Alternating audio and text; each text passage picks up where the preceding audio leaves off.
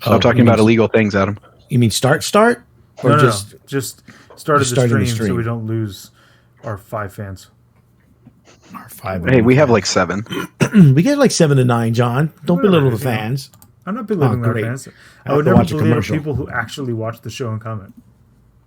Okay, that's not true. But I won't belittle most people who watch our show and comment. Look, I do have integrity. I'm honest. Oh my god. Integrity. I won't belittle everybody, just some people's. Yeah. Well, the ones who deserve it, at least. True. So everyone except John looked at the show notes? In the comments section? Yes. Oh. Okay. John always looks. Looks what? I look at the comments.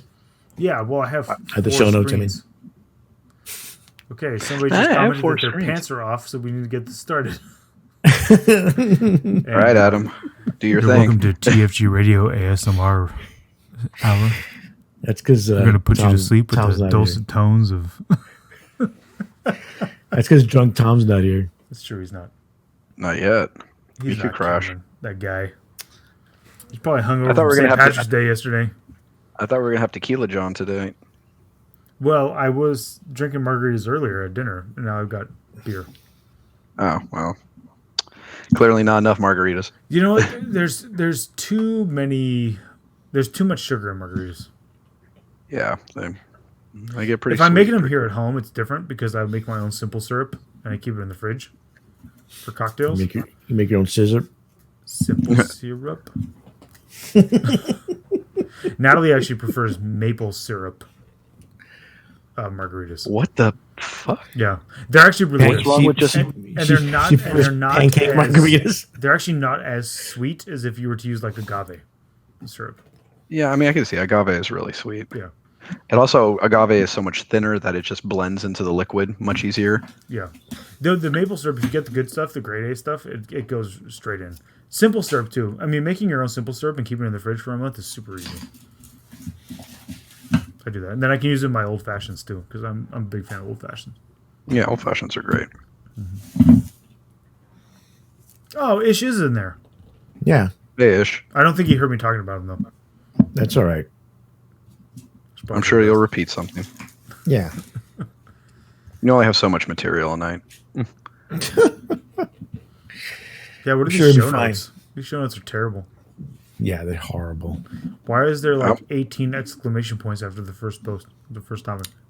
Because he deserves that much. Well, with that list. No, not approving. Is there anything else to add? No, I don't that's think so. Good. If we want to just remember to include with the updated plug for Gameology that they are now open for in-store gaming at a limited quantities. That's true. Gameology Pasadena, open for indoor gaming. Indoor gaming, yes. Because we did everything we were supposed to do in our county, and so therefore we got rewarded with a better tier. In some other counties. And some other places got. All I know is I just can't wait for a Friday where I actually don't have to catch up on a shit ton of work, where I could be like, oh, let's see if someone's actually available at 11, mm-hmm. And like get a game in. Mm-hmm. I know that means Danny Kwan can be there every day. Perfect. I gotta play Jeff. I gotta play Jeff in his 20 possessed list. 40. It's 40. Yeah, it's not. That's right. He has 20 built. Yeah. I kind of want that list. I need 40 possessed. I mean, I was looking at that list on a lot. All kinds of websites today. Because I was like, man, that list looks freaking funny. I won't play that. I wonder if they'll get an extra wound in the new codex. They already have 2, don't they? Yeah, but I mean, if I don't think they're going to go up to 3. Oh, I don't think are they in the Death Guard list or Death Guard codex? Yeah, but in the Death Guard codex, they're limited to 10. Oh, that's bad. Which is that's not good. Preview of what's to come. In which case, that won't be. But maybe they'll get one of those stupid tier lists, and you can take 55 possessed in a single unit. We'll get to that for 8 points. God. We'll get to total. That. Oh, hey, maybe Wolf Tide will come back.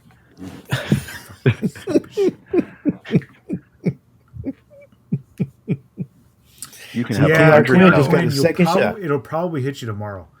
It hit me the second day on mine, but it didn't hit me until like 7 o'clock at night when my parents were at my house too, and I was like, "Oh my god, this sucks." And you collapsed in a heap on the floor. Can you guys go home? you guys get in your car and drive back to Temecula, please? Yeah, I'll report back next time because I get my second prick on Tuesday. I just got like body aches and like not like a ton of chills, but enough that it was annoying. Yeah. Yeah, I don't get mine until a week from Saturday. All I care is I will be fully protected by the 10th. Yes. April 10th, I'll be playing in my first tournament since February of last year. Was it February or March when they did the last one? It was March. They did the last one. It was February. Okay, the last one I played in was March. Yeah, I couldn't play in the March one, probably because of Edwin's baseball. It usually gets in the way. But I'm playing in February, or I'm playing April for sure. April 10th. All right, John, we can start. All right, ready? No. 5, 4, 3, 2, 1, go. Hey, everybody. Welcome to another episode of TFG Radio. There's a bit much to talk about, as you can most likely hear. Tonight, we have myself. We have John on the Wheels of Steel. Say hi, John. Hi. And Danny.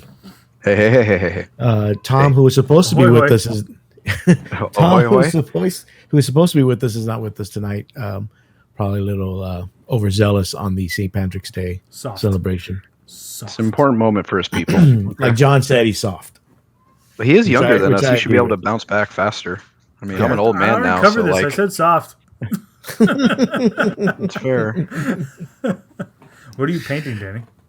A broken, but I will fix him soon, Bloodthirster. Because I got to get my. Is he gonna have a Belakor friend?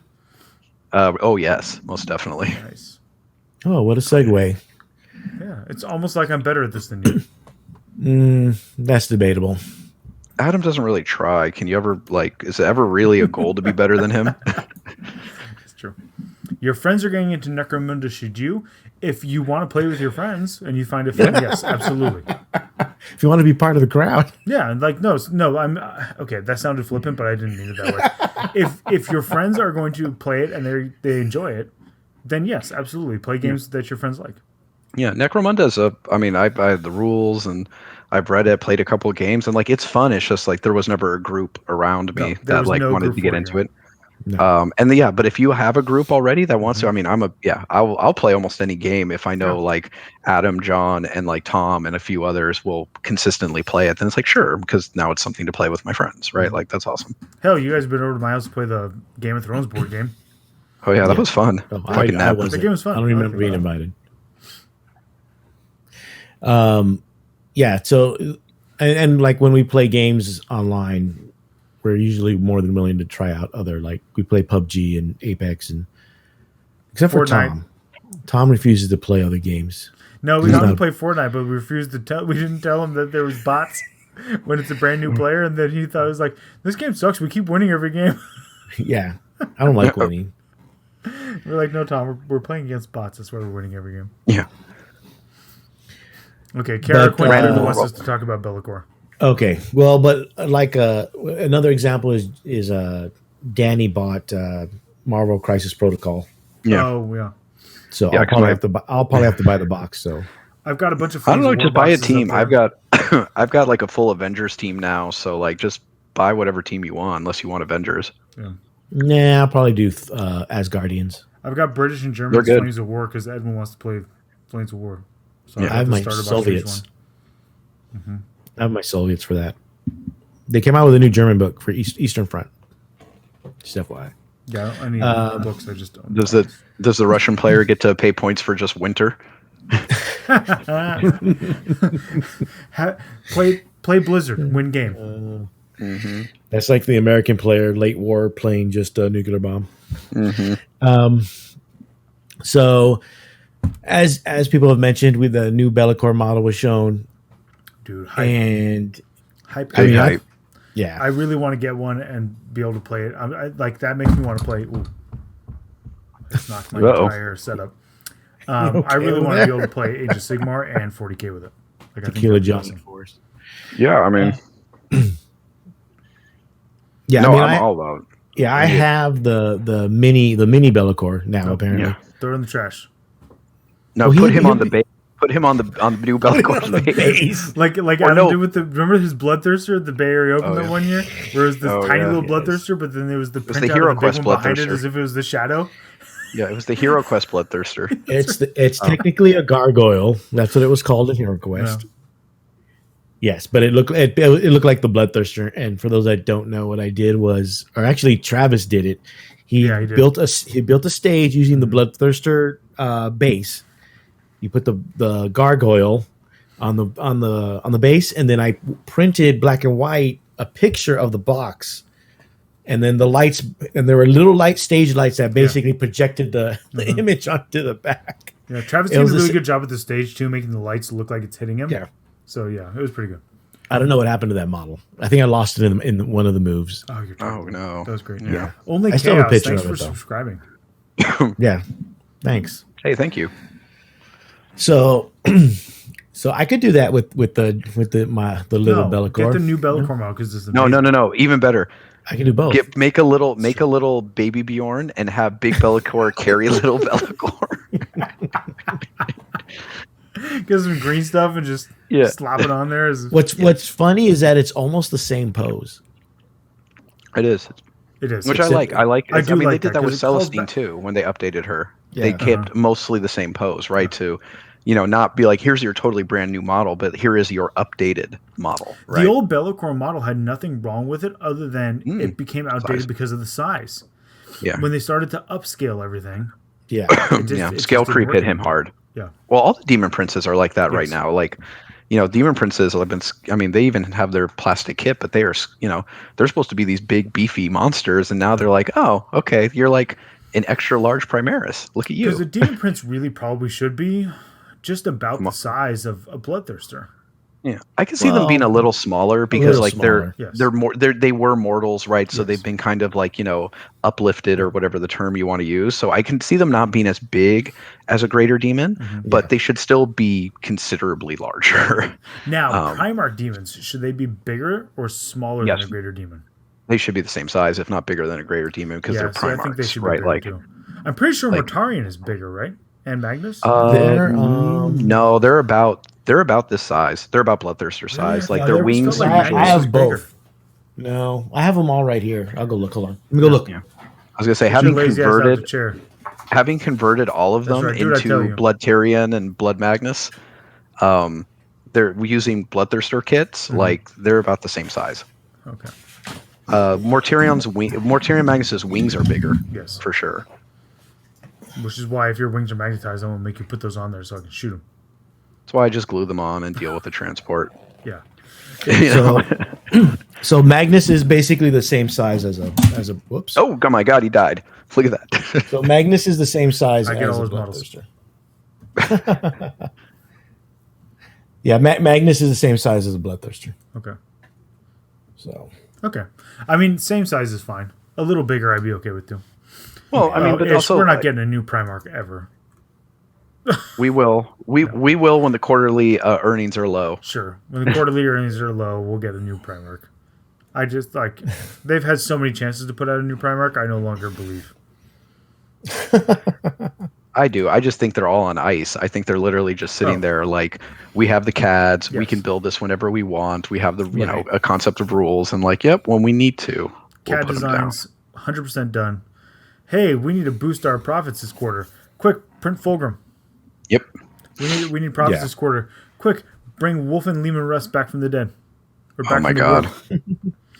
Resurrect Ferrus Manus with one hand. Vulcan is definitely alive.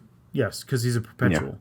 Yeah. Unless they do something weird in the final Battle for Terra book where he's holding the gates closed himself while Malkador dies upon the throne and he's ripped apart by chaos. Unless they do something weird like that, yes, we'll be alive somewhere. Right.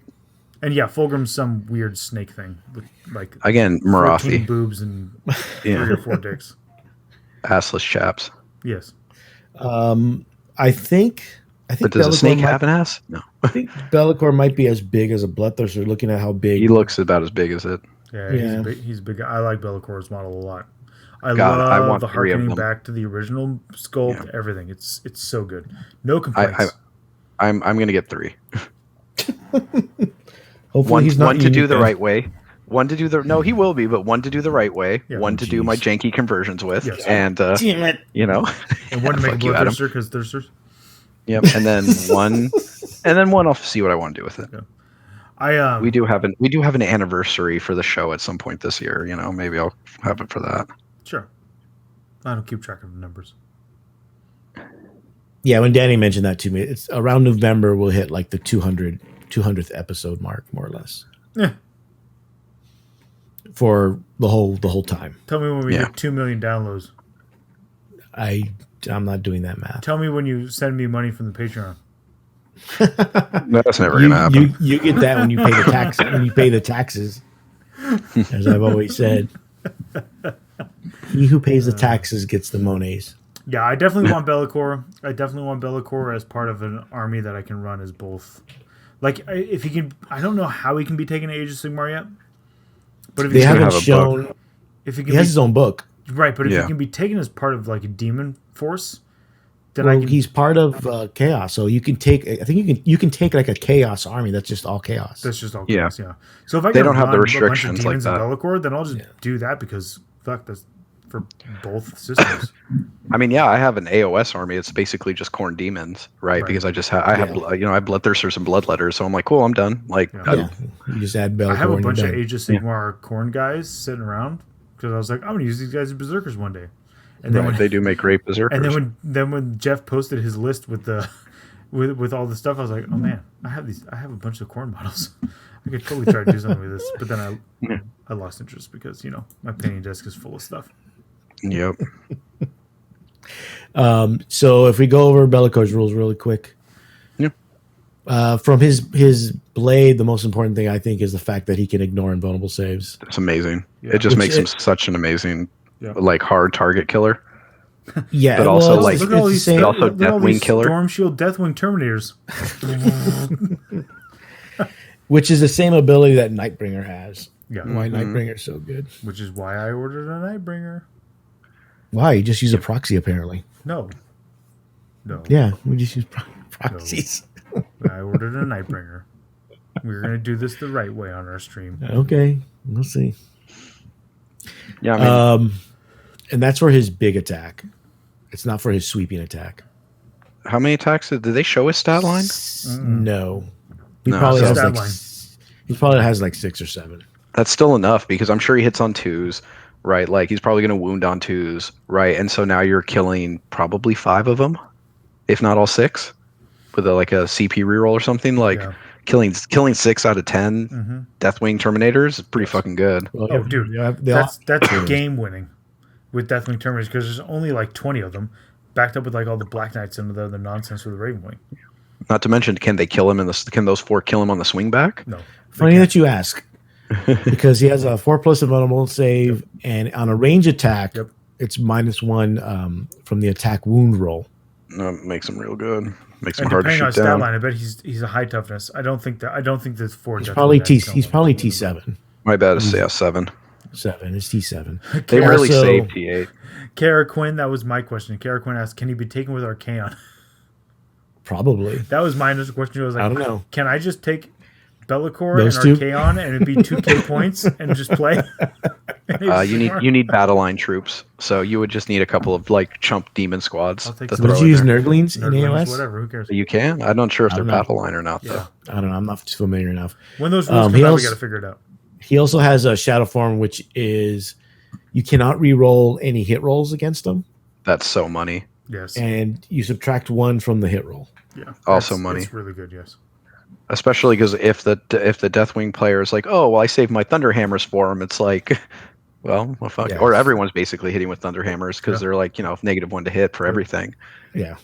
And then with the 4+ invul, and you can't reroll, so they don't get any of their bullshit bonuses to reroll the hits or reroll ones. Like he'll survive. He'll survive 5 or 4 of them attacking him. And if he's like any of the greater demons, then he's probably less than 18 wounds, so you can hide him. Right. Yeah, you can hide him behind terrain. Yeah. Yeah, I imagine depending on his stat line, he's going to be pretty good. I'm gonna paint the Primera Space Marine on his base a salamander. Oh. So, what? What? You heard me. I always go Ultramarines just because no one likes Ultramarines. True. Or I do Imperial Fist everyone. I ain't painting yellow. I used to do Black Templars dead on all my bases to troll Chug. I always did. Even my loyalist Space Marines, if they had a dead Space Marine on the base, was a Black Templar. I always did Ultramarines, so, but now I don't know. I'll do whatever. I don't care. It doesn't matter. So everyone's excited about Belakor. Of course, he's going to be hard to get when he Shut up, comes Ish. out, I'm going to paint them all Blood Ravens now. or whatever his army is. Blood Ravens. His pet has always been the Blood Ravens army. Has it? I don't know. I don't pay attention. And it's a beautiful Blood Ravens army too. Yeah. I don't pay attention to Ish. Damn. It's hateful as hell. You change your name to Salt Mine. Oh, how can you treat your son like that? That's John's son. We've already discussed this. Where is Wish.com Ed Sheeran? He's not here tonight. Wow. Damn, that's hateful.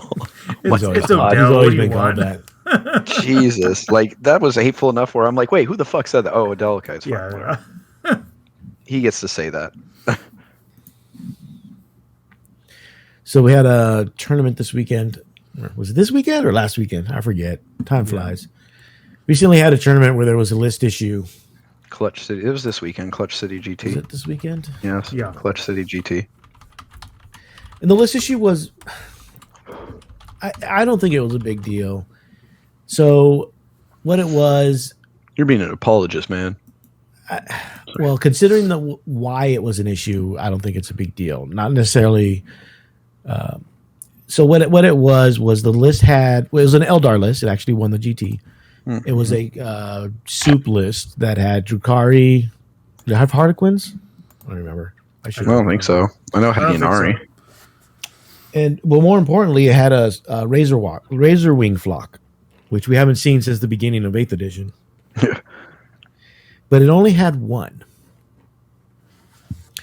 And if you look on GW's point, I think it's a points FAQ, it allows you to have one in a squad.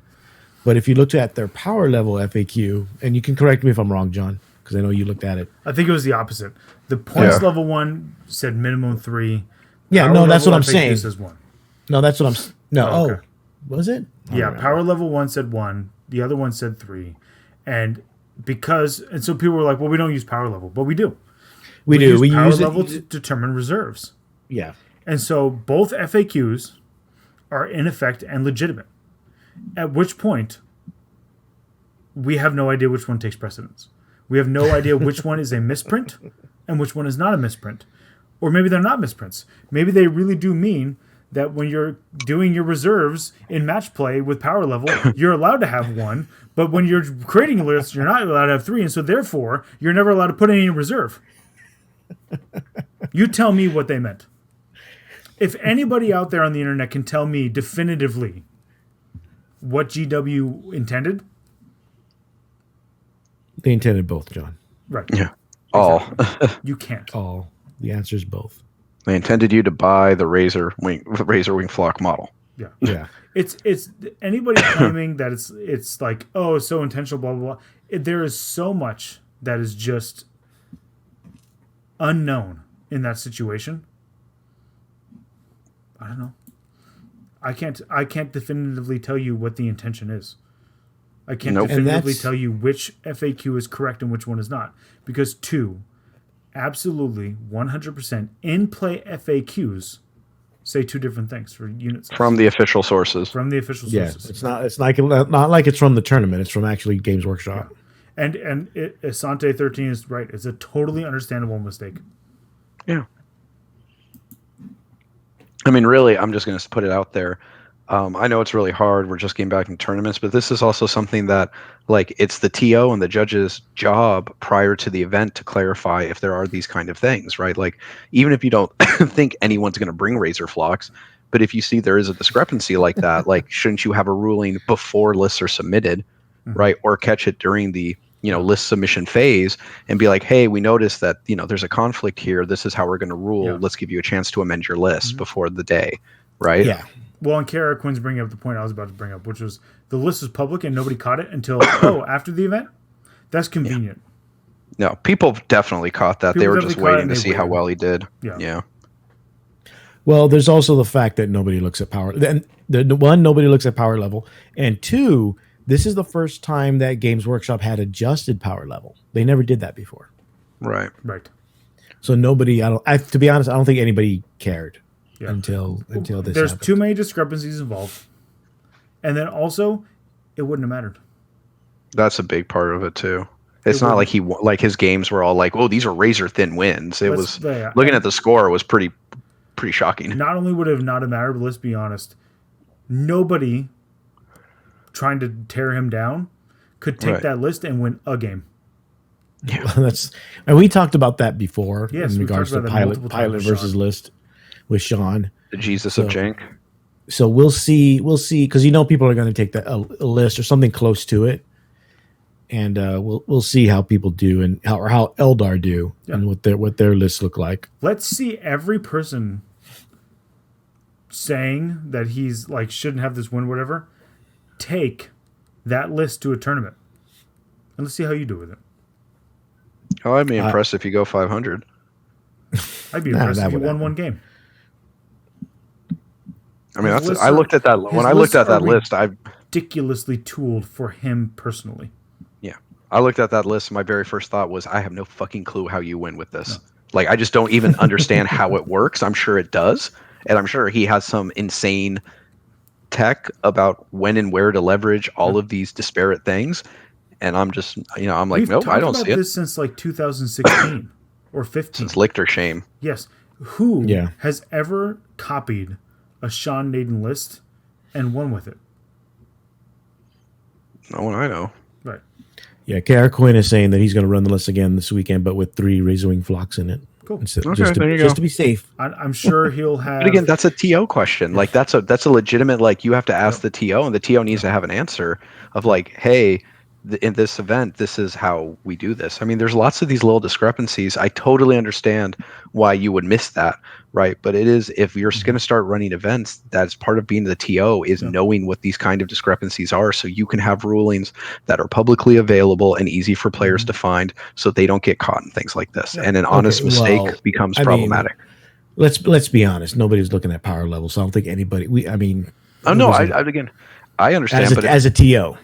If I'm just saying, if we were running like a GT next month, you damn well better I'd read every single fucking thing out there, and I'd be looking at every internet forum and every Facebook group about like, okay, what weird discrepancies between the FAQs and printed stuff have you guys found, just in case. Yeah, and he did immediately be like, this is totally my bad. It's fine. You can take my win. And the TOs were like, no, there's total discrepancies here. We looked into it, and that was that. Yeah, I don't think he was like, I don't even know how that's gaming the system, right? Of being like, haha, I'll just pretend like this is. Right. It's not like, oops, I was 100 points over. Oops, I had like all my sergeants suddenly have plasma pistols. Wait, that wasn't what I put in my list. I mean, the 3 of us have seen and dealt with legitimate cheating. Mm-hmm. Yeah. This is not a case of that. We've dealt with legitimate cheating for all kinds of different circumstances. And that's right. Yeah, and to a kind of a different point in what this kind of brings up is in regards to list issues in general, is basically what suggestions you would have in regards to how you'd go through the process of like, okay, well, the list is wrong. Let's just say the list is wrong for whatever reason. Mm-hmm. Mm-hmm. And let's say it's not a discrepancy. They just put something wrong because their app is wrong, or they thought something was read somewhere else. Basically my question is, how would one go about correcting it, and basically applying whatever penalties they think should be applied? Does it depend what it is exactly and how egregious it is? I think everything, like most things, it's a case by case basis, right? Like you gotta look at all the factors involved. It was, is this is this some kind of error on the part of how they built the list, in the sense of, like, again, Battlescribe is wrong, or the GW app is wrong, or something like that, right? Like, that definitely matters. Was it how impactful is the error? Is it, I mean, that's really what it comes down to in many ways, is like, is this suddenly, this list is actually stronger than it legally can be because it is, it has an upgrade that a character could never take, right? That it creates a combo that the game is not intended to have, right? Like, et cetera, et cetera. I think you really got to look at all of those factors and kind of weigh what to do, because sometimes people have a legal list because they're trying to pull some shit. Sometimes they're just ignorant of why it's illegal. Which honestly is most of the time. It's just no one cares, because those are like mid-level play, mid to bottom level players, right? And in that case, especially, that's even part of it too. Is who is it? Is this a known competitive figure? Sorry, if you're going to be a known competitive figure who also maybe tries to monetize your gaming, then there should be a higher standard. I do agree with that, right? Like, you should, if this is suddenly your business, you should be a little bit more professional than others. Make sure these things are addressed. And then there's also the reality of, like, is this a known quantity of a person who likes to bend, alter, or flat out break rules on a consistent basis? Right. All of those factors go into it, and it's got to be a discussion with the judge group, that everybody, right, and kind of come to the most reasonable solution, right? Yeah, absolutely. You mean I can't punish someone because I don't like them? I mean, you can. You probably shouldn't. Right. You'll probably get slandered. Or if you're going to do it, make sure it's worth it. I mean, just make sure it's worth it. The other factor involved here is that currently everybody on every side of everything is obsessed with the idea of, I've got to gotcha everybody and cancel them. And it's bleeding into 40K. I mean, that's been there. It's been there for a long time. Yeah. It's a perpetual thing. You think about, like, in the 90s, it was the "that's not PC" brigade, right? Everybody was like, "Oh, everybody's trying to make everything political correct." Like, it's correct. It's always been a thing, right? But it seems like it's just been ratcheted up so high that now it's everything all the time, and it's everybody. Well, this guy did this, so then this guy did that, right? Like, so you got to say this guy did one thing. You got to apply it equally over here. Even if the circumstance is slightly different, we have to apply the same exact thing to this person over here. Like, everybody thinks that equality and fairness are the same. And I don't think that they're the same. Everyone's saying that that's a stretch, John. They can say whatever the fuck they want. Odell's saying to be a contrarian and to get his name read out in the chat live, which I just did. So notice me, cool. Senpai. Yeah. I mean, it's something like this has been going on for a while. In regards to, like, I don't want to say catch a killer, but like catch a cheater. Yeah, I mean, people literally refer to it as witch hunts on the internet. And, like, so I don't know if I'd call it canceling, but it's more or less hunting. Of catch a cheater. I'm sorry that I used the cancel word, and so now everybody has to have their panties in a bunch over it.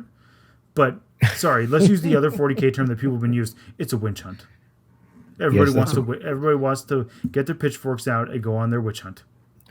Well, I think also people tend to forget that, like, again, we've talked about this before. Part of being a judge, is literally what judges, even in the legal system, are for, is that you cannot create a perfect rule that is going to be equitable in its application in all cases, because there are always factors that you cannot plan for. There's always factors that have to be taken into account. And that's why you literally have judges, right? Like, to apply the law in a way that is applicable to the given circumstances, right?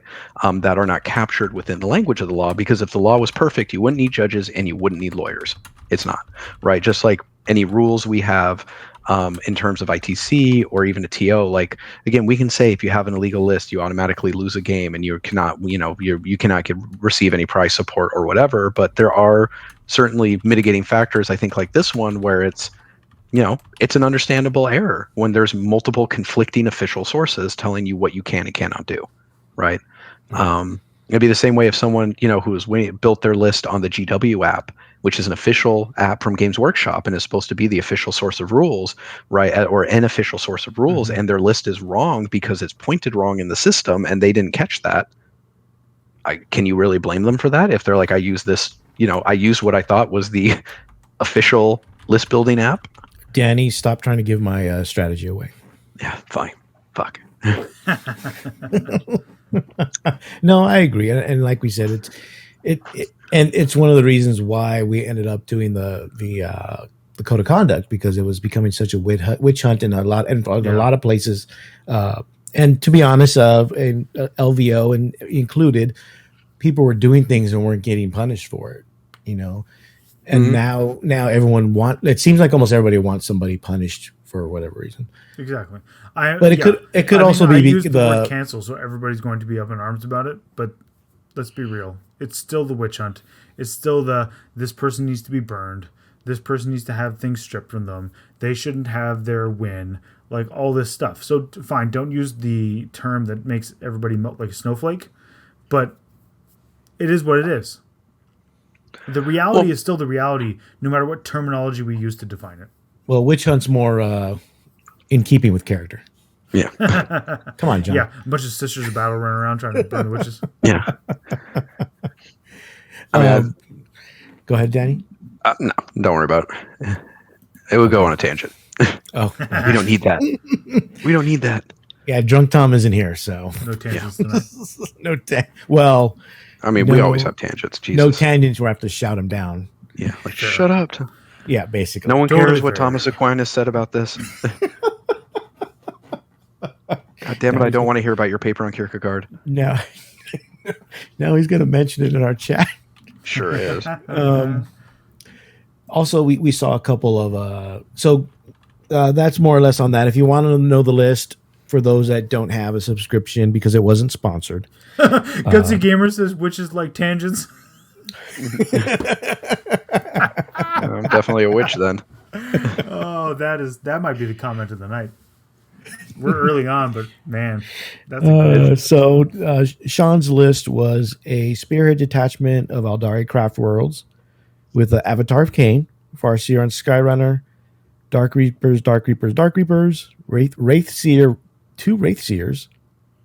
And if you don't know what those are the Wraith Lord constructs, aren't they? Yeah, aren't those the Forge World Wraith Lord constructs that can psychic cast. Wraith Lords? Yeah. And then a strike for what is this? A Yannari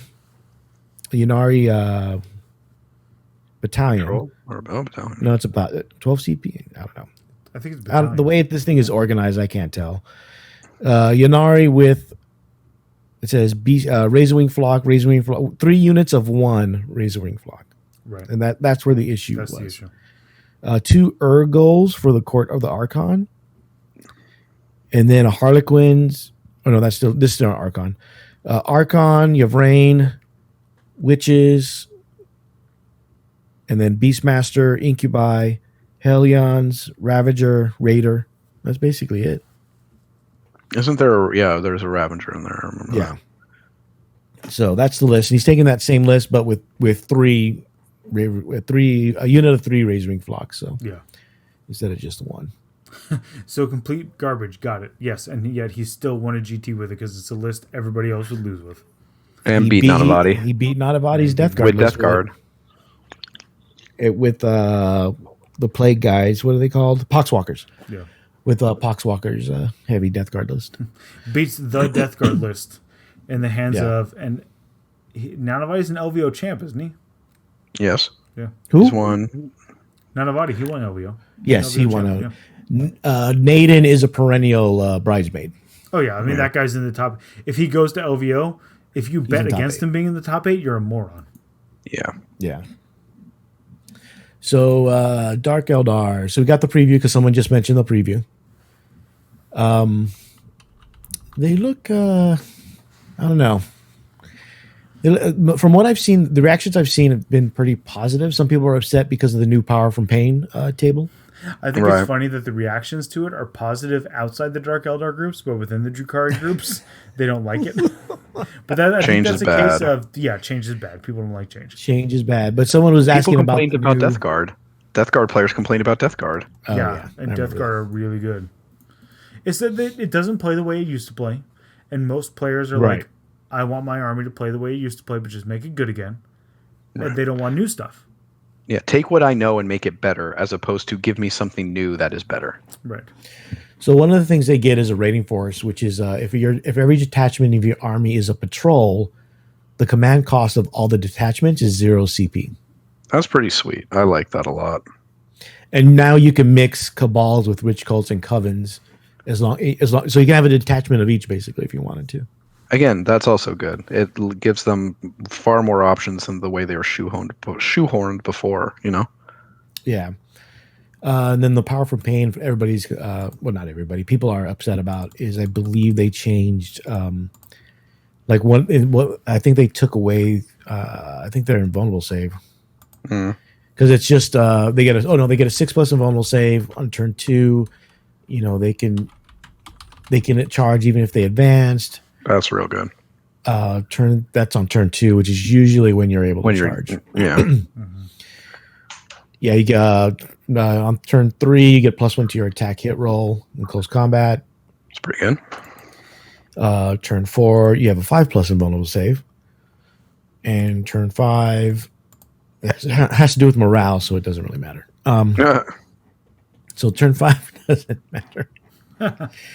So I don't know. I'm interested. I haven't played Dark Eldar since 3rd edition, so I haven't kept up on it. To be honest, that's one of the armies I've never played. The only army I've never played is Gene Stealer Cult because it's new, relatively new, and I never played Tau. Well, I mean, rightly so. I played Dark Eldar is the only army I've ever played. Yeah, fuck Jump Shoot Jump. I did that in 4th just to troll Chris. And remember when Chris was destroying all the local scene with his stupid corn berserkers?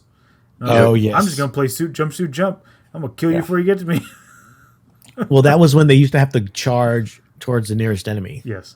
Yeah. I've never played GSC. Oh, AdMech. I haven't played AdMech. Yeah, GSC. Oh yeah, I haven't played AdMech. AdMech, Dark Eldar, Drukhari, whatever you want to call it, Harlequins. I haven't played Dark Eldar and AdMech. That's the only one. Yeah, Pocono Peak. I didn't play GSC back in the day either, so I still haven't played GSC. I've had a Knit army. I had a Gene Stealer army. Yeah. Back when they were good. I had an Eldar army. I think it's just AdMech, GSC. About squats. I had the train. I played them in Epic. Yeah, I have squat models. I haven't played them in Epic. I mean, I guess if we're going to go into it, I've never played Thousand Suns. That's a codex. Which is a codex. I mean, now I guess I've used them. No, Thousand Suns was an army in 3rd edition, 3.5. No, that's right. Yeah. But it was in the Chaos Codex. Right. Yeah, but still, you could play a Thousand Suns army. All right, Epic Squash just stand on table? Yes.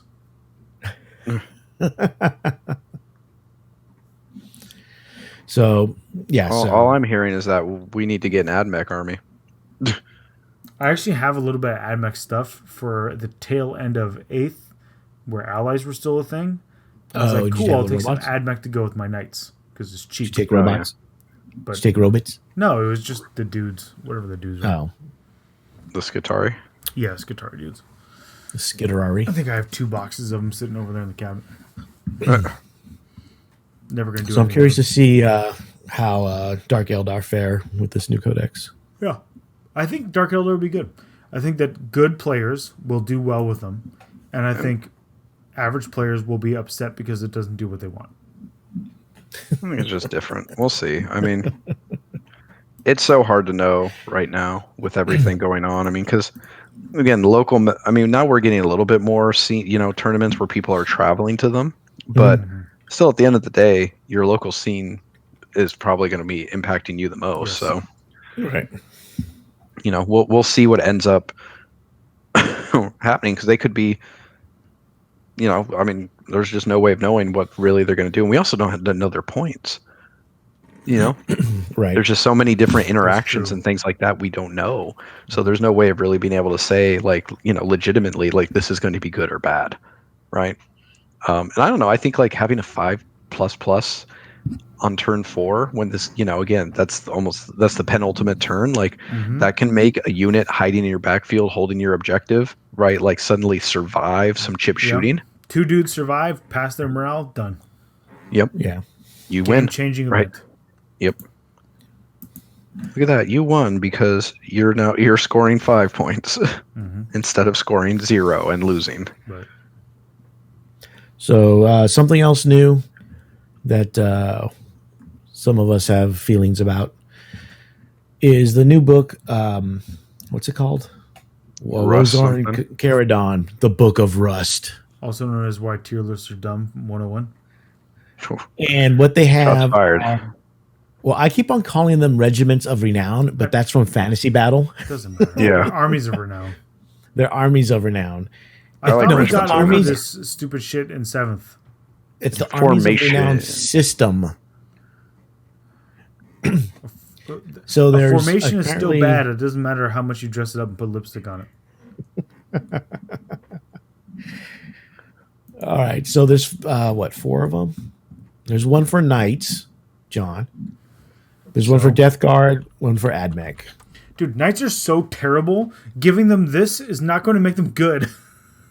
Why don't you give them all OBSEC? Like super OBSEC. What if you brought back Adamantine Lance? Is that what this does? No. No, okay, so then let's all shut the fuck up. Don't try to tell me what's going to make Knights good. Super OBSEC. So we'll go through. I want to go through the different ones first, and then we can discuss. OBSEC, Buster. Triple OBSEC. Take a Castellan auto win. That's how it used to be. For Death Guard, it's called the Terminus Est Assault Force, which you can't take anything with the vehicle keyword. Yep. They have to be from the play company Harbingers. Yeah, and they all get to deep strike, right? Yep. Units they gain the Outbreak Assault, which is basically they all go into strategic reserves. Yeah. Oh, they all can. They don't all do, but they all can. Right. And then they get a stratagem,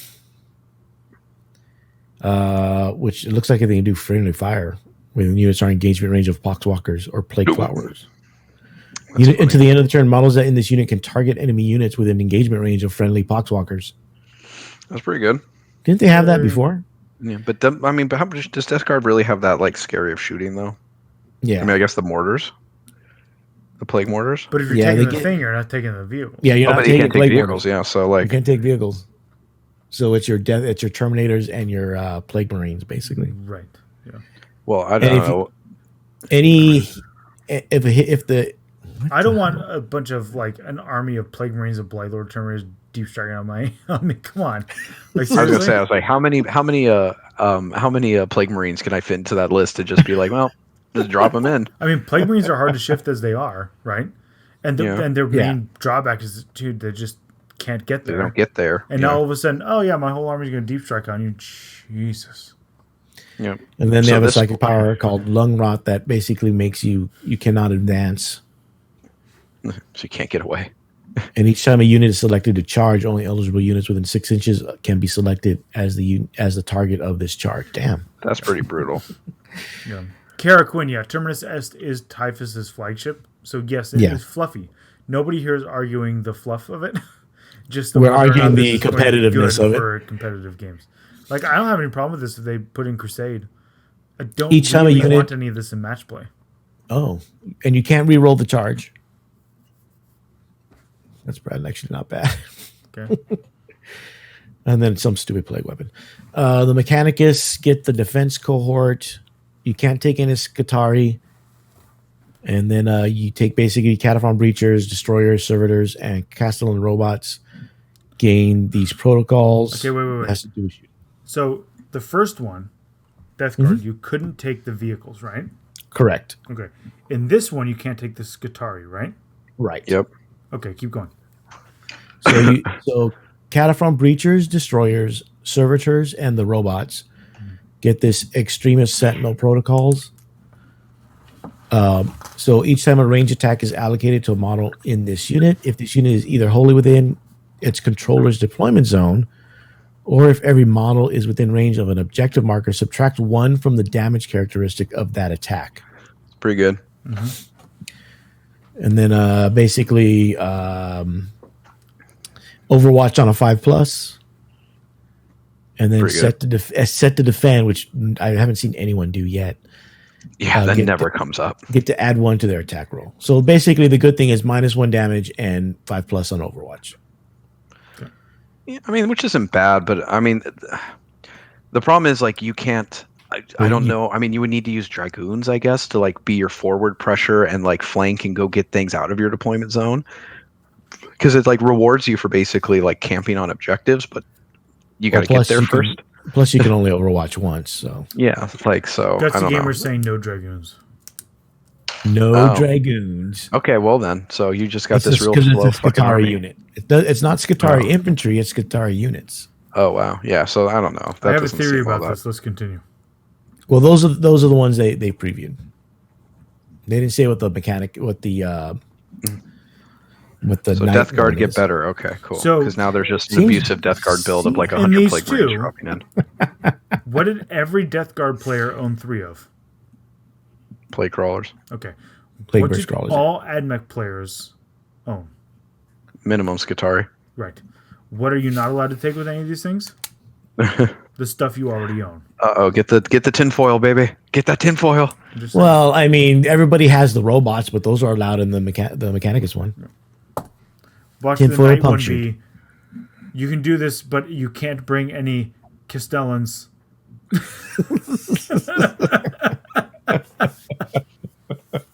Space Reinforced would be, you can do this, but you can't bring any Phobos Primaris that everybody bought at the end of the You can't bring any Primaris. No. Only Incursors. Because everybody has tons of infiltrators, right? No, Reavers. You can only bring Reavers. Only bring Reavers. It's a Reaver army. It's a Reaver army.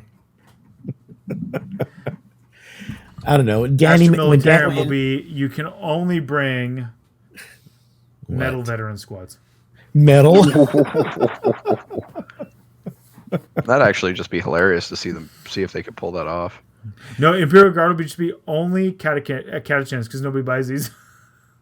Oh, God. We made a separate kit for Catachans and nobody buys them. Okay, what do we do? All right. Well, here, they're much more popular.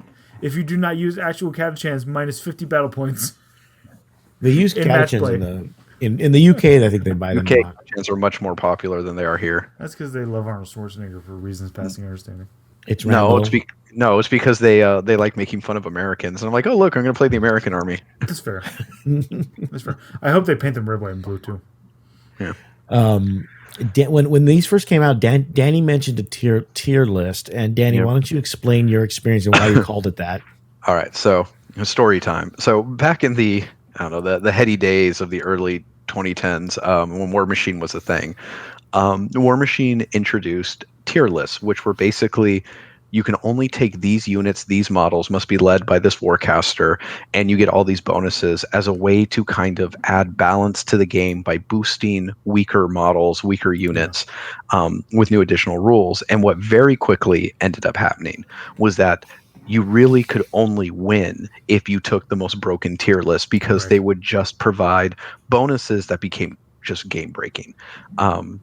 Was that the era where they had the tier list and it included the big machines too? The Gargants, right? Yeah. Okay. Yeah, the Colossals. Yeah. And so the problem with tier lists is that they create they create unintended combinations often, and it's just really hard to balance them, because it's like, okay, we know these units are weaker or are perceived as weaker, but then we add these new rules in, which, to make them unique, it's not just like, oh, they get +1 attack. I mean, it would be all of these crazy ass rules that started bending the rules of the game, right? Like even something like, oh, hey, my entire Death Guard army can deep strike if I wanted to. That's a pretty rule bending game, right? Like that's pretty big. And so, I mean, tier lists really quickly, and not for the, I would say the positive, changed War Machine. and made, especially because War Machine was always a competitive game, just made it to where like, oh, did you does this model have a good tier list? Then unless it's one of the S+++ casters that are already broken, there's no reason to take it if their tier list wasn't good. And you would just pretty much never not build a tier list. Like, and again, unless you were playing one of the broken casters that was just triple S class. Right. I thought in Mark III they changed the tier list so you had to take. It gave you like bonus points to take more units or something. They did something like that, but like I don't know. I played like 4 games of Mark III and was like, yeah, I'm done. I'm not a big fan of this game anymore. I mean, yeah, talk about a rule set that killed a game. I mean, it was already going downhill. Like the late days of Mark II was already bad because again, things like tier list. There was so much. There was, and I think part of it too is, I couldn't claim to know, but I would reckon a guess if I had my druthers that one of the problems with tier lists is that the community was pretty vocal about like, this is unbalanced, this doesn't seem to work, and Private Peer Press just didn't care because they wanted to push this mechanic, right? Like, and I think that was a sales thing of like, hey, look, Gristle and the Trollblood infantry aren't selling. Well, let's make a good tier list to make them better. And it's just like, and they just really didn't want to listen and make it stronger. So by the time Mark III came out, I was already kind of done with War Machine, and then playing a few games, I was like, yeah, there's no point going back here. This well is gone. Yeah, Mark 1 I liked a lot. I played Gutsy a Gamer is asking if maybe it ends in tears. That's why. Yeah, I mean, it can. I like it. It definitely can, man. And then KR Quinn was like, did it ever come back? I guess War Machine. It depends on the area. In our area in Southern California, which is the Los Angeles metro area, it's more or less dead. There's a small places, group, which is weird because it was one of the places near me with actually. Bigger groups. No, we were a very big scene. But so there's a place here in Van Nuys called Fire and Dice, which is a nice store. They don't sell any GW product because they're literally across the building from a GW store. That's probably a smart move. But like they were kind of, I think they still are like long time like War Machine holdouts where like some of the most diehard from our old scene still go there to play. I know a couple go to Next Gen and over in the Wilshire area. Yeah. So I mean it's not like dead in the sense of like no one plays this ever, but like you went from, I remember at the high point of Mark II, there would be 30 players playing War Machine on a Thursday night. I remember seeing that. Yeah, high point of Mark II was the low point of 6th. Yes. And so there were times where there were more War Machine players playing in tournaments than there were 40K players. Yep. There'd be more War Machine players on a league night than we get 40K players for a tournament. Yep. Yeah. I was definitely one of them. I didn't play much 6th at all because I was playing War Machine, War Machine Mark 1 was really fun, unbalanced, but a very fun game. War Machine Mark 2, up until the midpoint, was just a really great competitive rule set. Was really fun. When they have the Steam, especially once they introduced the steamroller concept, of the idea of, okay, here are, tournament specific missions, right? Not like, oh, here's just the general missions in the book, but like, here are these, basically what the ITC became, right? Like, here are these missions that are play tested, are continually updated for balance, right? Like, and that really just made it take off until, again, everything just kind of atrophied away. Yeah, the steamroller concept was good. Yeah, for sure. But to be honest, I don't think it's going to go back. It's never going to go back to the days the way it was in terms of numbers, but no. Unless GW goes back to being the way it was. Maybe, but there's so many other alternatives out there now. I don't know. I think I would play Infinity before I play War Machine. Oh God, they lost their market. They lost their market share. It's very hard for game. I think we all have been playing long enough to know it's very hard for a game to bounce back from a lull, right? Where it loses player bases because, that's always been true. And Games Workshop's really the only case where someone didn't do it. And that's because they're just their Games Workshop. They're this massive, even in their low point. Yeah. Even at the low point, we're still a multi-billion-dollar company. It's real hard to kill one of those, yeah. So they just came, unless they do it to themselves, it's not. They almost did. They did almost do it. Yeah. I mean, they kind of tried, but like even then, like thank goodness they put Kirby in a corner. Yeah, everybody puts Kirby in a corner. I will always say, again, I think that guy was a menace to the actual game we play. But you can thank him for shit like this because he's the one who put their resources into developing cutting edge plastic molding technology, right? He and should have been the head of model development, production. Never should have had a hand in the game itself. Is he also the one that gave us Finecast? Probably. So again, it's a mixed record. Again, Finecast was just a way of trying to transition out of metal, and I think that it was a way of like, okay, the metal is too expensive. We need to get out of it, right? Well, let's do this as a stopgap, and they never did what they should have did, which is just CAD is easy. Design all new models for all these guys. Just put them out in plastic right away. Instead, they're like, well, if we release them slower, we'll make more money because of the hype, right? Right. I mean, I think they really tried to make Finecast a thing. I think they really were looking for like, not just like, oh, we do this, but to probably sell the material to other manufacturers of like, look, it molds like metal, except it's plastic and the molds less, blah, blah, blah. Right. Like, the kind of next gen material for model design. And they just failed because like, the casting process wasn't good. No. Right. Like they literally just needed to get out of metal fast as possible. And that's what they did. Yeah. I really think it's as simple as that. They needed to get out of the metal. It was not making them money. That was that. Okay. I think they'll see the problem with the metal too is not necessarily just that metal prices were rising so much. It's that metal casts die faster. They die really fast, right? Like you can't keep the molds for anywhere near as long as you can keep plastic or even resin. And so I think they just were staring down the barrel of the gun of like, in 5 years, we're going to have to replace pretty much every mold we own. And that's going to be way more cash than we can actually put out. Right. That's a good point too. Yeah. Oh, like Kara Quinn saying, it was all economic. Yeah. Absolutely. I mean, and let's be real. There's a reason they're a multi-billion-dollar company. Their decisions are primarily economic. Yes. And that's how you. Yeah, I always get a chuckle when people say this is just a money grab.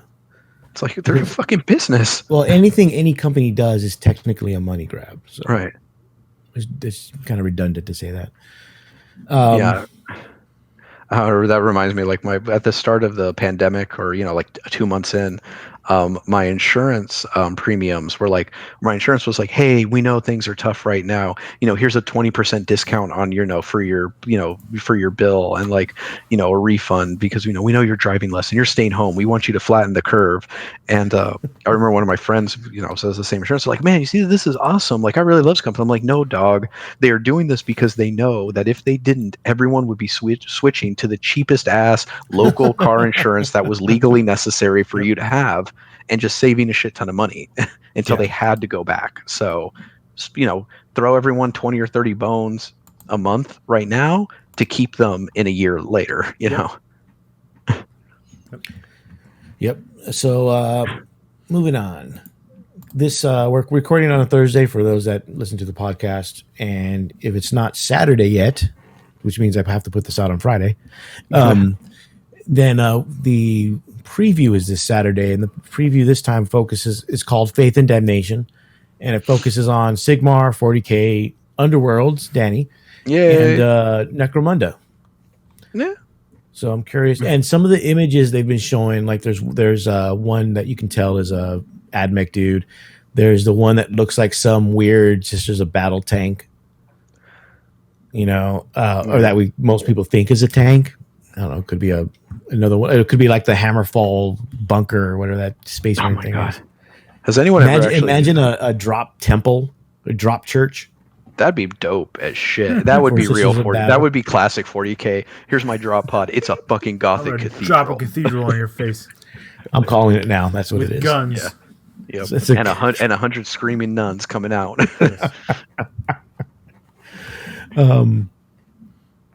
Yeah, most people, like Asante saying, it's the Repressor from Forge World. That'd be cool. Which was a cool model and had with cool GW rules. Adrian would be happy if that was the case. That's what most of the Sisters of Battle players are guessing. I'm going with Drop Pod Cathedral. I want that to be true. I don't think it's going to be true, but I want that to be true really fucking badly. You hear that, GW? Make that happen. Don't worry, Asante. All of us are very familiar with the Redemptor because we had a player who used it very effectively against us. Yeah, in 8th edition. In 8th edition, who dominated before he moved back home to France. We did a 8 or 9 hour live stream of 8th edition when it came out. The day it came out, and on that live stream, he absolutely rolled a player. And it was just ridiculous. In the first day of 8th edition, we realized how broken that shit was. Yeah. Well, it was basically the Redemptor. Yeah. Because of the rules. The scout move. It was a scout move plus the fact that it could shoot into. Yeah. It wasn't open topped, but it could shoot into close combat because the rules were vague enough where you can argue that it could shoot into close combat. Because the Forge World guys wrote the rules thinking 8th edition would be like 7th edition. And then wrote rules into 8th edition that were 7th edition. Yeah. Mm-hmm. So, I don't know. Are you going to be up for it, Danny? I mean, I'll be awake. Whether I can actually be on my phone to be watching it is another question, but that depends entirely on my kid. Okay. For if you live on the West Coast, Paw Patrol maybe. It's on at 6:45 in the morning. Fucking Paw Patrol. Not 9:45 or 10 o'clock on the East Coast. But I don't know. I'll probably wake up, remember that it's on, and then get to it a little late. So, or I'll wake up right when it finishes. Just depends. I'm actually looking forward to the 40K part, maybe the Sigmark part, because you usually have cool models. I don't play Necromunda anymore, and I don't play Underworld, so neither one of those. I know John only cares about 40K. Yes. Unless if he finds out he can take Archeon with Belakor, then he's all in on Age of Sigmar. Yeah. That would be pretty great, not gonna lie. Well, if we play open play, you can do it. So moving on from that, we found out earlier today, actually, that our area if you lived in California, then you know that counties are in certain colored tiers. I don't know how it is for other states in regards to their areas. But we've been given the go-ahead to do in-store gaming, which everyone's excited about. Mm-hmm. Unless you live in certain areas that don't bother to listen to what the state tells you and then are surprised that you're not moving to a better tier. But I digress. So in-store gaming starting at our store at Gameology Games. So we're looking forward to that. If things stay on the trend they are, we'll probably have our first RTT next month. And if that continues, we're probably going to have our Battle for LA GT towards the end of May, which I think will happen. Most people will be GT time. Most people will have the vaccine. So I'm pretty sure it's not going to be very big. It'll probably barely be enough to be a GT. And if it's not, nobody's going to care because they just want to play. But we'll see. So it's going to be at the store because the store has enough room to host a GT. And that means that when is it? September? August? I forget already. But later in the year, we'll definitely be able to do Hammer Wrath. So it'll be a busy year. I can't wait for GT time. GT time. GT time. Do a little dance. In quotation marks? No, I think it'll be a legit GT, right? We're hoping. Yeah. We can have... Right now, it wouldn't because we're not allowed that many people. Oh, that's right. I forgot about that. But we're hoping by the time it is for the GT, which is a month and a half from now. Wait, no, 2 months from now.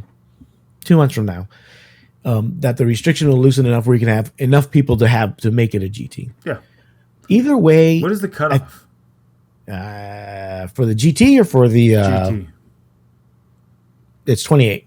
Right now, it's still 28. Right, that didn't get changed. Got it. Okay. That's not changing. Other stuff may change, but that's not changing as far as I know. At least I bet by May it'll be big enough that we can fit. We can probably do 40. They can easily do 20 tables up there, 6 feet apart. Yeah, that's not an issue. So we should be okay. So hopefully we'll get more. We'll get to start playing at the store now. So still no leagues or tournament or any organized play at the store. So we still have to wait for that. But private play. Yeah. So that's good enough at the right now. Anyway, it's been so long for some of us, especially in a tournament. It's been like a year. So we'll see what happens. Really excited about it. So at first I was worried about doing the GT, but it looks like we'll be able to do it. I think it'll be at least that's what I'm hoping. So hopefully because of that we'll have more battle reports and we'll have a more varied in terms of the players for battle reports. Yeah, that'll be good. I mean, as much as everyone probably likes seeing the same people play, all the same people play. Yeah. I mean, I your triple diamond carry-on list play until it loses, Danny. Oh yeah, we should do that. I got to play Adam's undefeated chaos bullshit. I mean, I was gonna try a new list, but I guess I'll have to play the undefeated list instead. The 2 undefeated lists going at it. Yeah. How salty can I make Adam? No, you can. I'm not quitting. I know you would never quit chaos. I know, just like I would never quit NIDS. Yeah, that's not even. I'll quit other armies before you. Actually, I probably won't. I'm so invested in a bunch of them. It's like I spent all this money. Sunk cost fallacy kicking in, where you're like, well. I was gonna make another comment, but I can't. Oh, not live. Okay. Well, not within earshot of the significant other. So fair. Do it. Garrett Quinn asked if we're getting vaccines. John's already had both of his. Yeah, I've had both. He's already taken 2 shots. Yep. Danny gets his on Tuesday. I get mine a week from Saturday. And Tom our second shots, yeah. Yeah, our second shots. We've all gotten the first. Well, not all. Us 3 have gotten the first shot. And Tom is our resident vaccine denier because he's the 1 in 4. He's the 25%. Oh, wow. Hey, he's not here to defend himself, so fuck it. I'm gonna say what I want. Damn, everyone is so hateful tonight, even for me. I mean, he's actually not everybody. He's fine. He just isn't in a tier. He's too healthy, and he doesn't. His job is too normal, I guess. Has he told people he smokes? That's not a thing in California. He'd have to go to New Jersey. I think that's not public knowledge. What? Except, yeah. What? Maybe. I don't know. Come on. But I don't think smoking is part of the issue. Not in California. Not in California. In some states it is. That's your punishment. Smoking. You're dumb enough to do this, so you get to die of COVID. That's harsh as hell. So, yeah, so I think Tom has too normal of a job in that he works in an office, and that's basically it. Well, I work what's considered now emergency services, and both of you are teachers. So, yeah, yep. So it's like I said, I'm excited because I will be fully within my post 2 weeks after my second shot for the April tournament. So I will be there. It's already been blocked off. When I get mine on Saturday, it's literally 2 weeks later is April 10th, which is the tournament. Yeah, perfect. Pocono Pete is asking what happened to Tom. Did he get drunk once and disappear? No, he's just busy. Like John said, it's lightweight. Soft. God, I can't wait for him to listen to this episode tomorrow. We're going to get a lot of angry messages. Ooh, Tom? I'm just going to silence the chat. No, we just have to remind him to paint those models for us. Yeah, right. If he wants to be so we can start seeing the White Scar Army on if he wants to be released from his indentured servitude. But yeah, so in answer to your question, we've all gotten a poke from the needle. Yeah. Just to clarify. Yeah. Not the recreational one either. Thank you for clarifying that. Appreciate it. It's a Catholic podcast.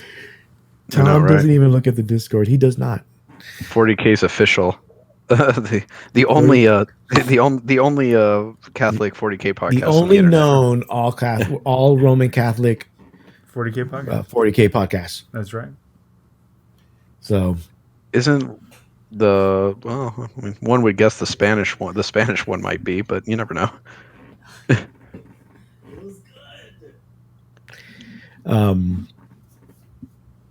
So we'll see what happens. I'm looking forward to the 10th and hoping it goes off. Oh my God, yes. Especially at Gameology's location, which has just got so many choice options for my lunch. God, it's so much inebriation. better than the other store. Man, Yes, the other store's got like 4 options that are like not workable. that great. There's one decent choice and then 3 fast food choices. So this is our extended ad for Gameology Games Pasadena. So the old location, when we used to go to Game Empire, had about maybe 6 eateries close by. Maybe 6. If you count them, and we only went to. There was like 3 you could get to reliably. There was always 2. There was always 2 that were just terrible that were not options because you ate there once and you're like, wow, this sucks. Like the taco place, or you're just like, man, this is that place closed down, so you don't have to worry about it. Good. Surprising. No, they moved. They moved actually close to Gameology. Oh wow. Boo. That's okay because there's so much better stuff at Gameology in Old Town. But they did have the bar across the street. The new place, Gameology Games in Pasadena, is in Old Town Pasadena, and there's a bunch of nice restaurants, a bunch of small eateries. I mean, it's literally 2 or 3 times as many places to eat as the old place, and there's a cigar shop and a bar nearby. More than one bar. So, is there? I only know. Oh yeah, Rocco's has a bar. Oh, okay. Even Buca de Beppo has a bar, and so does Gyukaku. And then if you go up, there's the Kabuki, which is right there too. Oh yeah, that's right. There's like everything. Yeah, and if you haven't been to the shop or haven't seen the shop, the store, the first floor is retail. There's some table space, so if it gets really crowded, they can convert it to play on tables. But it's the upstairs. There's an upstairs area that's all just tables to game, and it's huge. Yeah, it's pretty big. Massive. It used to be a sofa store. I think I was in there one time when a couple came in and go, "Oh yeah, I remember this place. We bought our sofas here." They're back. Now you can play 40K. And the giant glass windows do not ever face the sun, so you never have to play shade in a beating hot game room with a bunch of people. Yeah, so Gameology Games, just check out gameologygames.com, and I think they have pictures of the Pasadena location. And just a reminder, if you go to the website or go to the store, they do offer a discount for purchases there. Just make sure, if you do buy something, I don't even need to mention us. They don't get a lot of online sales locally. So, but you should, if there's a comment section, maybe on a Yelp review. So if you have a chance, check it out. It's in Old Town Pasadena. It's not hard to miss. Just look for the giant sofa company sign. They should be changing that sign soon, though. Yeah. Our other sponsor is Hammerhead Games. Just check out hammerheadgames.net or check out their Facebook page. Just look up Hammerhead Games. Stuff from Tony today or yesterday. Yesterday, stuff that I literally could not get anywhere else. He does have a lot of stock. If you go to he's always posting about restocks for GW or whatever, and it's always a shit ton in a good way. If it's sold out on the GW site and it's sold out at every other place you can think of, try hammerheadgames.net because there's a chance he's got it, and it's a good chance. Yeah, it's actually like a legitimate chance. Yeah, check out the website. All I wanted was a Space Wolf Codex.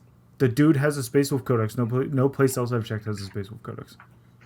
But check out the Space Facebook Wolf page. Codex on order from someplace else for 4 months, and I got it from Tony, and I canceled the order.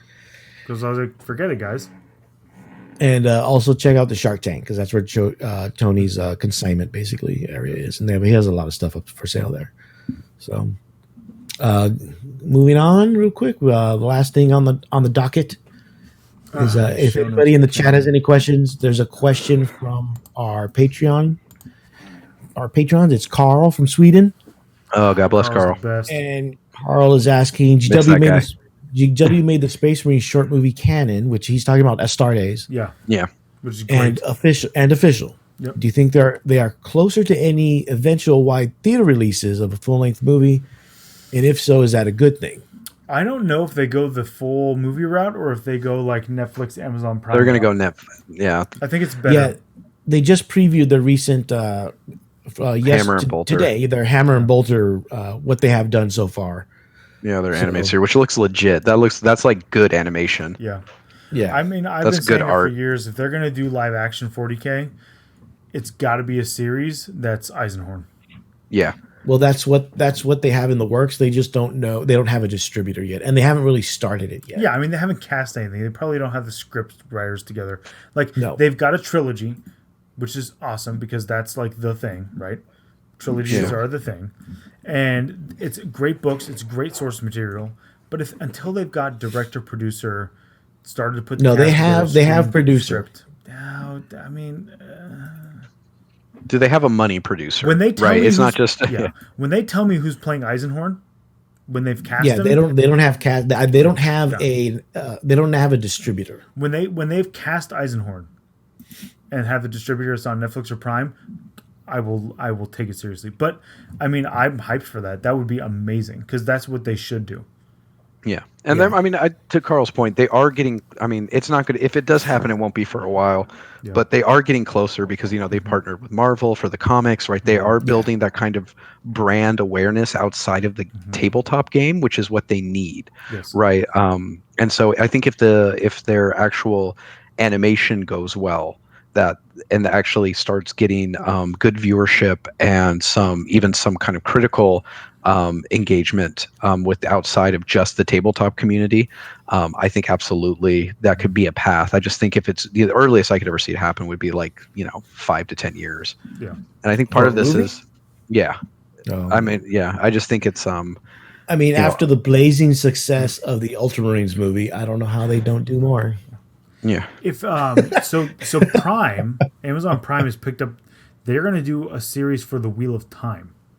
Yeah, they cast what's her name? And they've already cast the main character, right? Yeah, no, the female character. Lamb? No, Moraine. Yes, it's Moraine. If they can do a 15-book series in multiple seasons, I wouldn't be surprised if they didn't.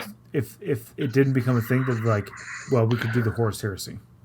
Well, but the thing is, though, there's a big difference between the built-in viewership of the Wheel of Time series versus 40K, right? Because you got to remember, people, we love 40K, but hey, man, a couple of Horus Heresy books have been New York Times bestsellers. Yeah, but I mean, but that means they've sold maybe 300,000 copies. What they'd have to do is build it with Eisenhorn first. They'd have to build a new. And the Marvel comics help, the animation that's going to come out. Again, I think the best thing they could do would be, which they're kind of aping already, is the Love, Death, and Robots series on Netflix. That was all 15 to 20 minute shorts. Yeah. From a variety of writers, most of those were built on shorts, old short stories from Locus and Heavy Metal and all these other magazines, and do that. Where you're really just trying to build an awareness of the brand. Yeah. Because again, worldwide, I would guess there's under 5 million 40K fans, right? Not players, fans, right? People who know what it is, buy the models, buy the books, or, in some way engage with it. Yeah, you gotta build it up. Yeah. So and that's, Wheel of Time, way more, right? Oh, yeah, that's that's an iconic series. Yes. Yeah. I forgot that Poking Up Pete's mentioning that Amazon also has the Fallout series. Yeah. Yeah. That God, I hope they don't also screw that if they up. ever did Horus Heresy, or even anything that was Space Marine centric, it's gonna have to be animated. Yeah, you can't do that good. The amount of CGI you would need for Space Marines, that brings me back to why Eisenhorn would be great. Eisenhorn in the very first novel has he sees the Chaos Space Marine, right? And is in awe of the fact that he's actually seeing a Chaos Space Marine, right? And the dude's fucking huge. You can do a Chaos Space Marine once in the whole thing, and it brings it awesome. But if you're gonna do hey, let's do let's do Isvan 5. Yeah. No. Yeah, it's gonna have that's to be like so Lord much CGI, of the Rings CGI. Yeah. Yeah. It's Lord of the Rings CGI level. Yeah. And it just looks, the part of it too, it just looks bad. That much CGI is just, it becomes most Marvels do, or superhero movies, which is okay, big CGI boss fight between CGI characters, which is just, it's just not enjoyable. But if you're focusing on, the humans, live action, or but you could, if you want to do them, just do them animated and it will look badass, right? Yeah, animation allows much more creative license. in regards to like action moves and things like that. I mean, I'm just thinking of like Attack on Titan, which is silly. Of like, here are these big like naked humans running around eating people, but those action scenes are dope as shit that you can pull off, right? Yeah, Space Marine animation would have to be like a Astarte. That's serious. It has to be animated like that. It can't be. I will say I've heard some scuttlebutt over the interwebs about I could see the worry though of like them purchasing this kind of content, like independent content creation, as a way to start locking down more on the IP. Sure. Okay, whatever. Why should I be worried? Unless I'm just saying something I'm not supposed to. Maybe StarCraft 3 has to be worried. Oh wait, they're never going to do StarCraft 3, so who cares? Yeah. Oh. Wow. Out of left field. Coming in out of left field, we have. Yep. I don't think there's anything in Amazon still doing the Lord of the Rings series. Yeah, that's being. I think that's filming. Right? Yeah, that's filming. Yeah. But no, I'm saying it's prequel to the. Yes. trilogy. Yes. Yeah. They should have just done Silmarillion. I mean, I'm sure it's just heavily based on that. Yeah. As long as it's not as boring as dry as the actual book, sure. Yeah. The book was great. It's long and boring. It's literally just like, here's the Bible, except with made up shit, or even more made up shit, depending how you look at it. It's just like, and he begat him, and he begat him, and he begat him. Yeah, but it was way more enjoyable to read. Sure. See, this is when we need Tom. I know. This is perfect Tom bait. I'm like, hey. I didn't like. I haven't read Torah. Okay, God. I'm not saying you haven't. I'm just saying like there is, I know what Danny's talking about. Yes, yes, exactly. There is a lot of that book that's just like reading it's like reading Exodus and getting to the fucking like 30 chapters on the tabernacle, and it's like I do not need this shit. Okay, one of the I do not coolest need things I've ever read in fantasy literature is the description of the song they're singing to bring the universe into being, and Melkor doing his like dissonant tones throughout all the song. That's fantastic. I'm not saying there's not gems in there. Just like there's really entertaining badass stories in biblical literature, but there's also a hell of a lot of shit. Oh, come on. There's plenty of funny shit in there. I mean, if you read like Ruth is fine, but I mean, I'm talking like, even the plagues is fucking funny when you think of like, it's basically God just being like, I'm gonna fuck with this entire country so much. That's true. And then the best part is that when you read as an adult and you get the actual what they're saying, where he's like, where Moses is like, wow, like, why are you doing this? Pharaoh's like, don't worry, I'm gonna harden his heart so he keeps letting me do this. Like, I'm gonna make sure I'm gonna actually harden this dude's heart so he lets me keep fucking with him. I still like when they write on Belshazzar's wall with the ghostly hand. Oh yeah. Meanie tucko you farson. Yep. And they had to bring Daniel from the lion's den. Hey, what does this mean? Means your empire will fall. Yeah. Means get fucked, nerd. Or Esau. The stories with Esau is hilarious. Like it's basically what goes to try to kill his own kid, and then God's like, "No, wait, I was kidding." We're like, whoa. Let's settle down there. Yeah, no, it's anyway, yeah. I mean, again, there are plenty of parts of the Silmarillion that are awesome. There's plenty of parts that are not. Just like there's plenty of parts of Lord of the Rings or The Hobbit that are awesome, or especially Lord of the Rings. There's plenty of parts that are fucking not. Yeah. I'm sorry, I do not need 3 pages describing Tom Bombadil's fucking hill. Oh, right, like I was okay with it not being in the movie. Yeah. Yes, it's an okay part to cut out of the movie. That's true. The Hobbit, on the other hand, did not need to be 3 goddamn movies. No, it did not. The Hobbit book on its own is fine, but it didn't need to be 3 movies. No. Come on, two would have been fine. Why do you need the running battle in the barrels down the frickin' river with? Oh my god, that was because I actually stopped the movie and had to come back to it later because I was like, this is dumb. That's because just going down the barrels is not as fun unless it's Niagara Falls. There's plenty of other things in that book to make better. I know. Put it into one movie and spend all your time on Smaug and the Battle of the 5 Armies because that's what everybody wanted to see anyways. I know, right? Oh, I wanted to see Cocaine Bear. I want to see Bjorn or whatever his name is. Yes, I did too. Yes, Bjorn is great. Oh my god. Anyways, this is a tangent out of hell. Yeah, I think we're done. We could keep going as we inevitably always end up with TFG Literature Hour. It's because we read so many books. Yeah, and we always have opinions. Did we talk about the Gilded ones last show? That was great. Huh? Which one? The Gilded ones, which I finished. No, you didn't. Dude, it's great. It was good. I mean, it's young adult fiction, but it's like a good blend of like fantasy and dystopian. No, that's cool. Yeah. Well, I'm reading Mortis. I'm actually reading 2 books. One is Mortis. The other one is called Aztec Warfare. So. No, nice. Yeah, I'm reading. Yeah. I think Danny, you've mentioned this one. Parable of the Sower. Yeah, Octavia Butler's Parable of the Sower. Yeah. Yeah, I'm reading that one right now, and then I actually need to get the Wheel of Time series. Oh, really? You don't have it? I think I'm. So it's kind of like the Sword of Shanara, where when I was in high school, I started it, but it was so long ago. Like when I read the Sword of Shanara, I was like, there was 2 parts in the book where I was like, okay, I did read this book. Like I got to 2 parts and I was like, okay, I definitely read this book, but I didn't remember any of the rest of it, right? And I think that's what it is with the Wheel of Time. I think I might have read the first 1 or 2, but I just don't remember them. Yeah, I read all of them, and then the guy died, and I was like, all right. Did you read the ones that Sanderson finished? No, I did not. They're pretty good. Like it's not the same. Yeah. Mostly because he doesn't have like he doesn't have the firsthand PTSD of like the Vietnam War to use to like for inspiration for the battle scenes, but it's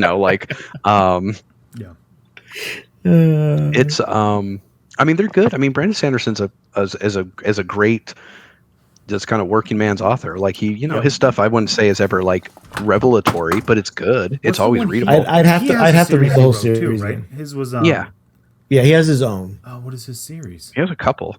No, there's one that's like the big one for him. That if you go into any bookstore, it's there. Right. Oh crap. Okay, well, thinking of that. Anthony's asking if he should play 3 Wraith Knights to his upcoming RTT. Yeah, sure, why not? Yeah, it just saves you more time to get drunk. Mm-hmm. Yeah, if I don't get any good reps in between now and April 10th, I'm just going to bring Knights to that first event. Okay. So I can win fast, lose fast, and... You mean lose fast? Friends. Yeah, you're not going to win. Yeah, don't bring Knights, dude. Come on. I'm just saying, if I can't get a good grasp, he says if he can't get the practice in. Mm. My problem with the Sword of Shanara was the first one was it was so much narration, and there was like very little dialogue. But it got better with the second one was Elf Stones. Oh, okay. And I still need to read Elves. I still need to read Wish Song to finish the main trilogy. But yeah, the first one I agree. The first one was kind of a Lord of the Rings ripoff, but also just way too much narration. Not enough character development through actual interaction with other characters. Yeah. Right. But I still enjoyed it. I like. If you ever played D&D, you would love Sword of Shanara, because it's basically a D&D adventure. Basically. I mean, that's all not that that's bad. Rings are too, right? Basically. Samwise Gamgee goes from level 1 Hobbit to level 15. I got to carry this entire series on my back, Hobbit. Yeah. Yes. I'm gonna save the world real quick here. Hold on. There was that thread. Post a picture or a GIF of one other character from another series of literature or movie that could wield Mjolnir, and I was like, Samwise Gamgee. Oh yeah. Samwise Gamgee, absolutely. I think the only character from Lord of the Rings that would be worthy of wielding Mjolnir. Aragorn eventually. I don't know. I think there's too much doubt in there for him to be. No, worthy. I think at the end when like when he's actually leading the army to the gates of Moria and has embraced like maybe. I think then, but at no point before. Because I mean, even with the whole like the siege of Minas Tirith, right? Like he's doing the trick of like, let me get this army of the dead, blah blah blah. But like the attack on the gates, army of the dead is his Mjolnir. Yeah. Yes. Maybe. Yeah, but Samwise for sure. Samwise for sure. Sam could pick it up and start hammering in like the post to his garden fence at the very beginning. He probably would, and just like wouldn't even notice, and be like, "Oh, I need this hammer." Oh, here you go. Mm-hmm. Oh, from Game of Thrones, Jon Snow? No way. Who could wield Mjolnir in Game of Thrones? No one in Game of Thrones can, because no one is a good king. No one is a good leader. Jon Snow, you could argue maybe, except he's really incompetent. And I feel like Mjolnir would have like a smarter, be like, nah, I need someone who's like, come on. And he has no confidence. Sir Davos. Maybe Davos is probably the closest bet, honestly. Yeah. Well, yeah. Davos is the closest bet. I think Davos. Tyrion, no way. No way. Tyrion's Hodor. Bran? You think Bran? No. Bran? Bran's not even human anymore. Can't or in any in sense. A wheelchair? He has no humanity. Well, it's not even that. That has nothing to do with it. It's being worthy. It has nothing to do with humanity. But I don't think Bran has no humanity, right? That and has it's not nothing just to do with it, though. It does, because like that's the whole thing. You have to be worthy, but part of the worthiness is understanding being a good ruler, and part of being a good ruler, that's the whole arc in all the Thor and so much of the Thor comics is about understanding ruling is with. Yes. Ruling is with empathy, right? Ruling is with service, and that's inherently coming from again, with the term humanity, because we don't have one for like big, but like the idea of, again, leading with empathy, right? Like, so you mean humanity in regards to empathy, not really like human? No, I don't mean like being a human. Like obviously, Mjolnir doesn't care. Frog Thor uses fucking Mjolnir, right? Yes. Like, I mean like humanity as in our noblest traits, right? Okay. Which is why I said Sir Davos. Yeah. Because he's a working man. He gets it. Who else in that series? I mean, I guess you could make the argument that Tyrion might, but Tyrion has way too many other flaws. No. Sir Davos doesn't really have a bunch of flaws. The dude got his fingers cut off and still continued to serve that king because he understood like Hodor the consequences. Yeah. Again, I said Hodor. Like Hodor. Maybe. I could say I can see Hodor being able to do it. He's about as pure of heart as you get. He's pure of heart. Yep. And he also got totally, screwed over. To hold that door. Bran. Yeah.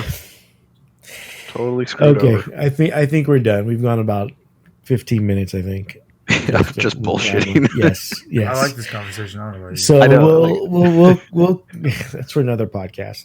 So we'll call it here. Thank everybody for listening.